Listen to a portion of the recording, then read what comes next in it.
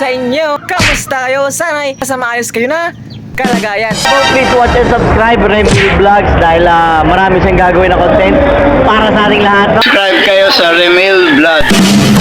Hello guys, please subscribe kay Remel Vlog.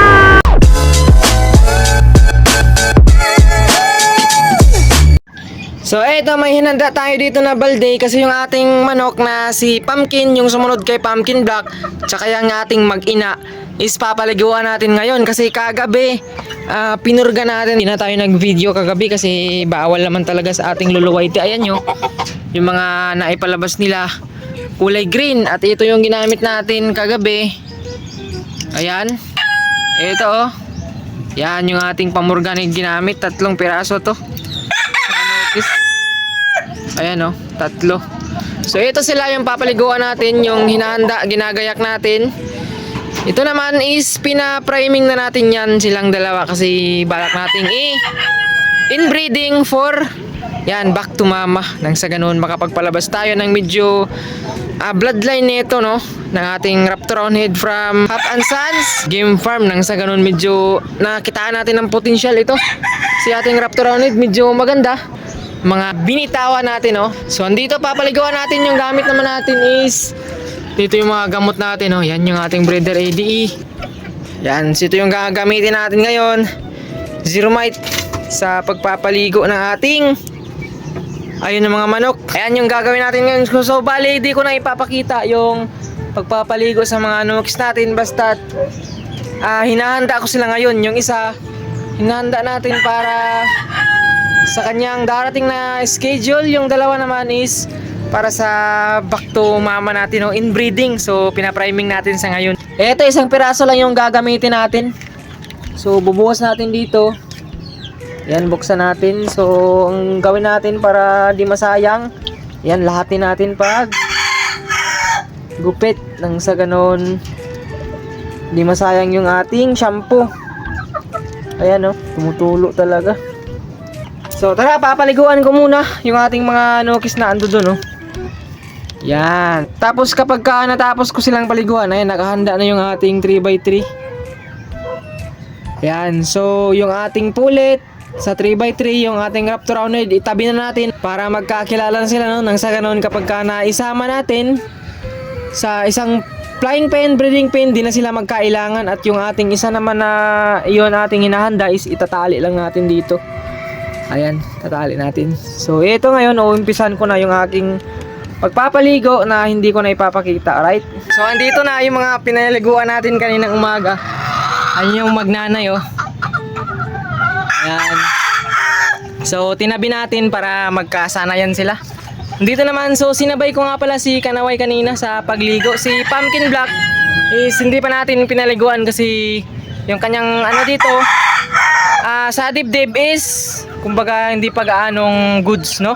So ito naman yung ating hinahanda ngayon, no. Ayan, si Pumpkin, ito yung sumunod kay Pumpkin Black na buong kapatid sa nanay tsaka sa tatay, no. Sumunod lang talaga to. Ayan, sumunod sila kina Pumpkin Black. At ito nga pala, share ko sa inyo kasi yung ating mga sisiyo na 2 months and a half, ginagawa ko sa kanila dati, yung patoka natin is with feeding na Integra Tuki. So ngayon ang ginagawa natin, dinandahan ko na sa pagbigay ng yung ating GMP3. So andito, ito yung patokaan natin. So ito yung ating GMP3. Kukuha ako dito ng kaunti, yan, 1 takal. So di ko na sila, pagdating naman dito, di ko na sila wet feeding, dry naman, diretso hagis na naman to. Dito sila, oh, ayan. Yan yung ating naisabay sa banding, So, kinakain naman nila, di naman sila naninibago. Ayan, oh. Ayan, matakaw talaga.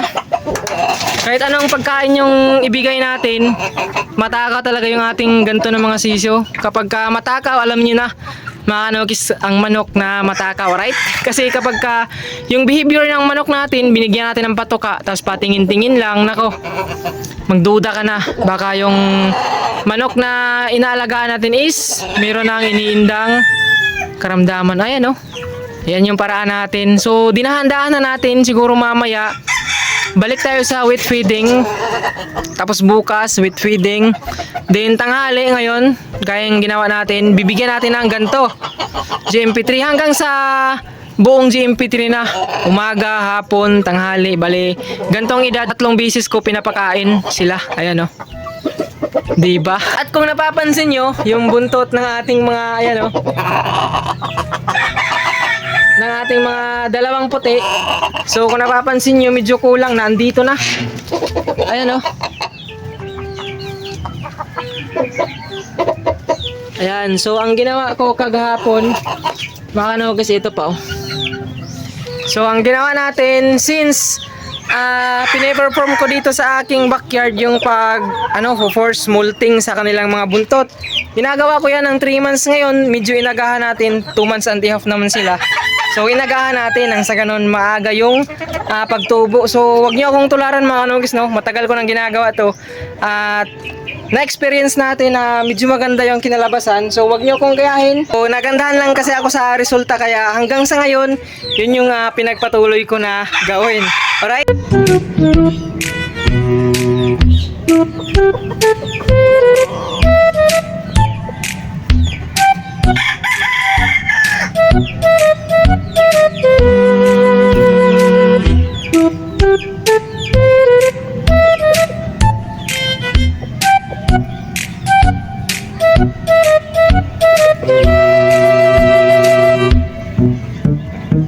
At bilang pagtatapos ng ating vlog for today, shoutout muna tayo.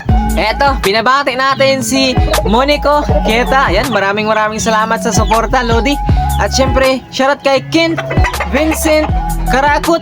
Ayan, shoutout kay Rimar Samson. Shoutout kay JJ. Ayan, nakaka-chat natin yan sa Facebook, no? Isang follower din sa ating FB page. Ayan, maraming salamat, Idol JJ. At syempre, shoutout kay Wilfredo. At sa lahat ng mga hindi natin naisama sa ating shoutout, so pasensya na.